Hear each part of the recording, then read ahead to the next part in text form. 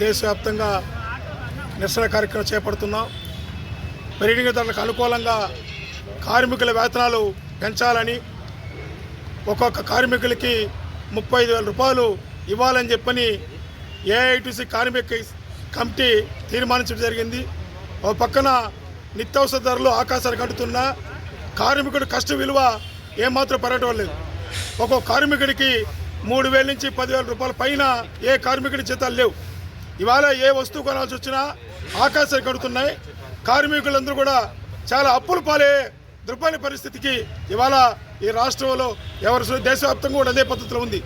ఏఐటీసీగా ఒకటే చెప్తున్నాం, మేము ఏదైతే కనీస వేతనాలు బోర్డుని ఏర్పాటు చేసి ఆ బోర్డు ద్వారా ప్రతి కార్మికుడికి 35,000 రూపాయలు ఆ కుటుంబానికి చెందాటుగా ప్రభుత్వాలు నిర్ణయం తీసుకోవాలని చెప్పి ఇవాళ కలెక్టర్ ఆఫీస్ వద్ద ధర్నా కార్యక్రమం చేపడుతున్నాం.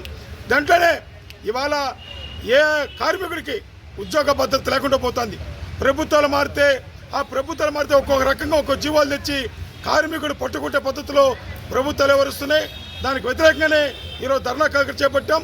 రేపు 20వ తారీఖున దేశవ్యాప్తంగా కూడా సమ్మె కూడా ఉంటుంది.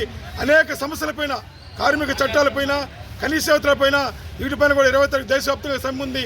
కావున కేంద్ర ప్రభుత్వం, రాష్ట్ర ప్రభుత్వం వెంటనే ప్రతి కార్మికుడికి 35,000 రూపాయలు చెల్లించాడుగా నిర్ణయం తీసుకోవాలని చెప్పి ఏఐటీసీగా మేము డిమాండ్ చేస్తూ ఉన్నాం.